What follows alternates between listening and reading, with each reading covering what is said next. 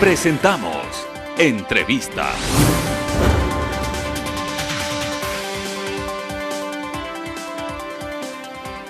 Amigos televidentes, iniciamos las entrevistas y saludamos cordialmente a Marcel Pasos, experto en redes sociales en la ciudad de Guayaquil, y en la ciudad de Cuenca, Priscila Rosales, psicóloga educativa. Hay un tema muy importante y bueno, que alguien decía, nos cae como anillo al dedo a propósito de que los niños, jóvenes, adolescentes están en este momento sin tener asistencia a clases, pero cotidianamente, ¿qué es lo que pasa con nuestros niños y jóvenes? ¿A dónde acceden? ¿Qué es lo que hacen en sus tiempos libres? Y ese es justamente el tema que nos convoca el día de hoy, el acceso de niños y adolescentes a las redes sociales. Quisiera comenzar con Marcel en la ciudad de Guayaquil, preguntándole, ¿qué son las redes sociales? ¿Qué entendemos por redes sociales? Bienvenido, buenos días. Buenos días, Fernando. Entendemos como redes sociales, en el término técnico, es plataformas digitales sociales, que son sitios web o también aplicaciones, en la mayoría de casos tienen ambas plataformas, que permiten interactuar a individuos en un entorno en que tienen algo en común, ¿no?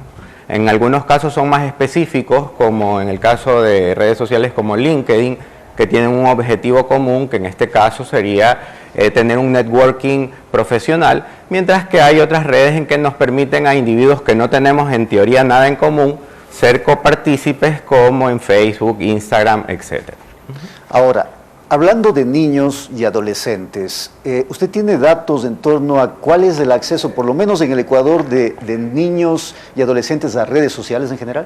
Bueno, los datos que yo he obtenido son datos de Latinoamérica, no específicamente del Ecuador, pero que me parece que son interesantes porque también debe de ser una alerta en realidad al acceso que tienen los chicos tanto al internet y por consiguiente a las aplicaciones móviles, ¿no? Un dato interesante, 9 de cada 10 niños menores de 15 años ya tienen un dispositivo móvil.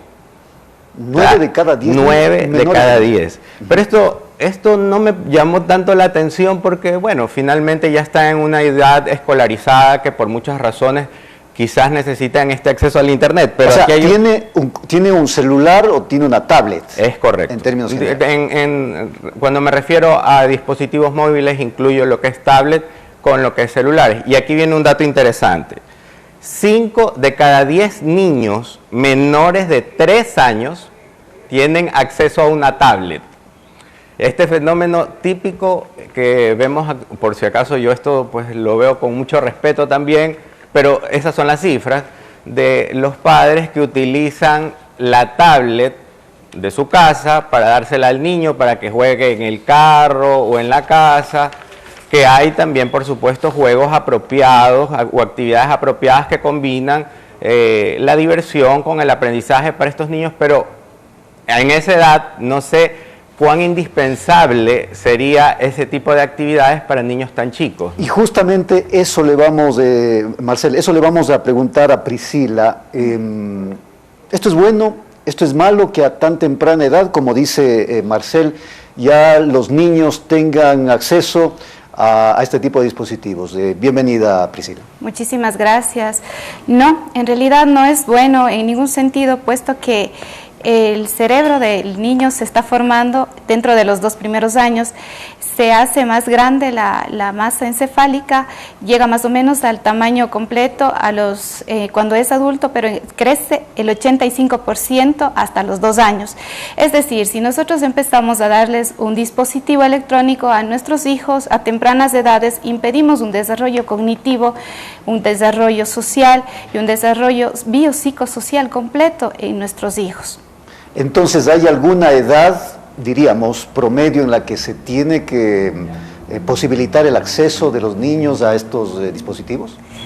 Lo recomendable es que cuando sean grandes, cuando tengan más o menos una edad de 12 años, puedan ingresar a las plataformas, pero estas tienen que ser de ámbito educativo, más no de ámbito lúdico. Es decir, que tienen que orientarse a juegos de concentración, a juegos de memoria, pero más no a dispositivos que se vayan involucrando en acceso directo a las redes sociales.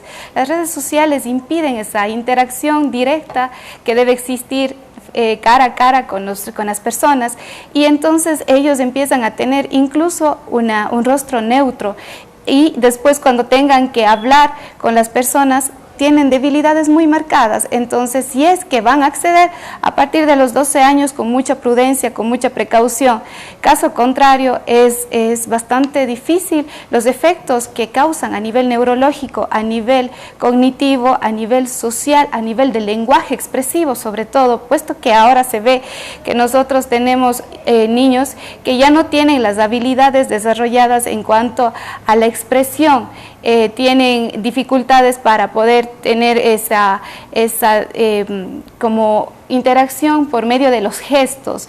Entonces vemos que se les hace complicado también el desarrollar habilidades sociales que comuniquen sus intereses directamente a sus padres.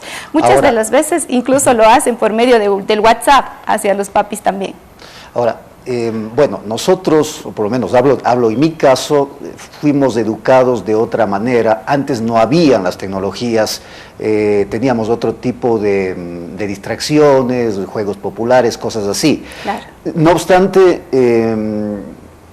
los niños de hoy vienen, se dice, con otro chip, y en ese sentido, Marcel, ¿cuáles son las redes sociales? Porque yo escucho mucho a los jóvenes, a los adolescentes, dicen, no, es que estoy en TikTok, estoy en Facebook. Es decir, ¿cuáles son las redes sociales o las tendencias que en este momento más concentran a los niños? Bueno, aquí hay un tema bastante interesante, y justamente enlazándome con un tema que lo enumeró la psicóloga, hay un detalle que antes de comenzar a decirte esto, solo porque me parece súper importante. El hecho es que hay muchos niños que mienten de la edad mínima que necesitan para ser parte de estas redes sociales o aplicaciones.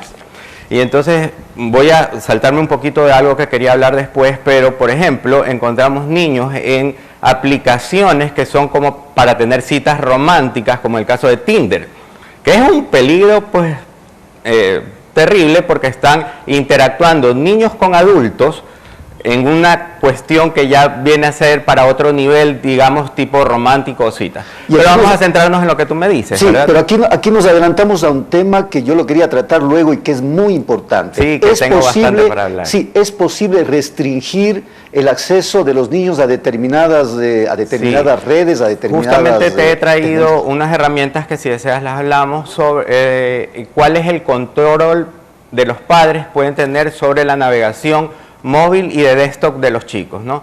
Pero hablando un poquito de lo que tú me preguntas sobre en qué redes sociales ellos se encuentran, básicamente la tendencia de ellos es actualmente a Snapchat y a TikTok, y también su presencia está en Instagram. Y aquí quiero hacer una salvedad, que yo no sé hasta qué punto sea beneficioso. Hay muchos padres que le crean redes sociales a sus hijos, que son bebés, a veces de 5 años, etcétera, ya le crean este individuo cibernético a su hijo, y este individuo cibernético, ¿cuáles son los contactos de este niño? En la mayoría de los casos son los amigos de los padres. Y aquí yo también soy generación X como tú, y me acuerdo algo que cuando uno era chico y habían las fiestas de los papás y uno salía, ¿verdad? Y le decía, ya mijito, saluda y regrésate a tu cuarto, porque los papás con sus amigos estaban compartiendo chistes apropiados para esa edad. Entonces, ¿qué sucede cuando un niño entre sus contactos tiene personas adultas que quizás sean personas, yo no estoy hablando de que sean personas indeseables, sino naturales, etcétera, con un comportamiento normal, pero que ellos van probablemente a compartir chistes o memes que sean no apropiados para un niño, ¿no? Ahora, ¿por qué, Priscila, los padres, esto es muy interesante, por qué los padres crean estas cuentas, estas redes para los chicos? Porque alguien me decía, sí, lo que pasa es que los papás trabajan, no tienen tiempo para estar con los niños, y una de las mejores formas es mantenerlos entretenidos en este tipo de situaciones, o entregarles el celular y entregarles una tablet para que ellos estén entretenidos y no molesten. ¿Qué es lo que está pasando entonces, Priscila? Bien, como usted bien indica, la verdad es que ahora se han hecho estudios la psicóloga Catherine Steiner desde Harvard. Ella trabaja en la universidad y ella manifiesta que la gran desconexión, justamente se toma el título así de la gran desconexión que existe ahora, es básicamente por la dificultad que los papis tienen en la interacción directa con sus hijos. Nosotros somos básicamente los responsables directos de que esta situación se esté dando, puesto que en este estudio manifiesta que los padres están todo el tiempo vinculados a plataformas, a redes sociales, y están todo el tiempo con su dispositivo, con su celular en la mano. Es decir, dan el ejemplo hacia los hijos y enseñan a que ellos también repitan ese patrón conductual en casa. Entonces, frente a esto, ¿qué es lo que hacemos? ¿Cuál es la solución? Porque la tecnología va evolucionando, incluso las redes sociales cada vez son diferentes, son nuevas, etcétera. Entonces, ¿qué hacemos ante esto? Ante esto tenemos que empezar a medir tiempos, empezar a negociar. Es complicado porque los efectos que produce el abuso de las redes sociales perjudican mucho en la parte psicológica de nuestros hijos. Vemos a hijos con depresión, con ansiedad, con irritabilidad constante. Entonces, en ese momento es donde tenemos que empezar a conversar con ellos, llegar a tiempos establecidos, empezar nosotros también en casa a normar, a poner reglas, a poner límites clarísimos para que todos coloquemos el dispositivo a una hora establecida en un lugar para poder desconectarnos justamente de ese mundo virtual y empezar a tener relaciones directas, interpersonales, para favorecer las habilidades sociales de nuestros hijos y las nuestras también. No quiero dejar de lado un tema, y nos quedan poquísimos segundos de Marcel, el riesgo de que los niños estén en determinadas redes sociales. Ya se ha hablado de casos de trata de personas, secuestros, extorsión. ¿Esto se puede dar, es decir, en un riesgo latente? Mira, yo he identificado 4 pilares en este tema, o 4 aristas que me parece que son las más peligrosas. El cyberbullying, 1. Si nosotros los adultos, si alguna vez has coparticipado en una de las redes que yo digo más tóxicas, que es Twitter, tú mandas un tweet y quizás las opiniones que te responden son terribles en ciertos casos, te dan y ni te conocen, ¿verdad? Sin embargo, en los chicos el cyberbullying les produce muchísima ansiedad. Se detecta que de todo el bullying off y online, lo que se da en cyber representa un 40% de todo el bullying. Esto se da inclusive en su entorno con sus compañeros y es más de una persona que le hace el bullying. Y hay un detalle importante, más del 70% de los casos se presenta en niñas o chicas, ¿sí? Otra parte interesante a tomar en cuenta para precautelarla es la sextorsión, ¿sí? Esto que se da a través de lo que se llama sexting, ¿no? Textear, tipo de conversaciones un poco elevadas de tono en que se comparte información. Esto se da mucho en WhatsApp y en Facebook Messenger, ¿no? Y también en DMs o en mensajes directos de Snapchat, etc. Estas prácticas se dan entre adolescentes en un 35%, al menos una vez.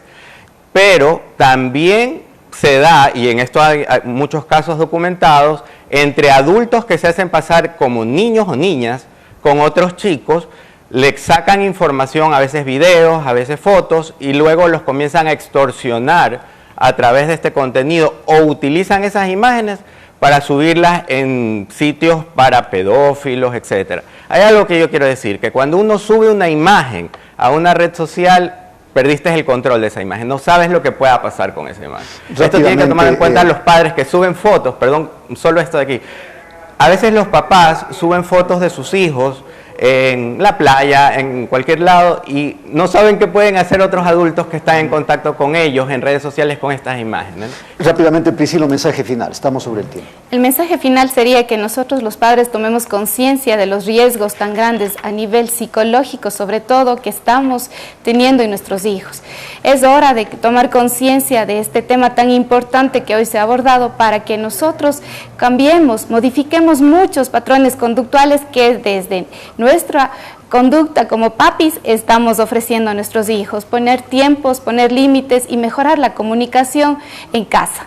Y dar más tiempo a nuestros hijos. Totalmente. Tiempo de calidad. Totalmente. Gracias, muy interesante el diálogo, lamentablemente el tiempo se nos quedó corto. Gracias, Marcel Pasos, experto en redes sociales, Priscila Rosales, psicóloga educativa. Hacemos una pausa, al volver Javier estará entrevistando al economista Rodrigo Mendieta, analista económico. Ya volvemos, no se vayan.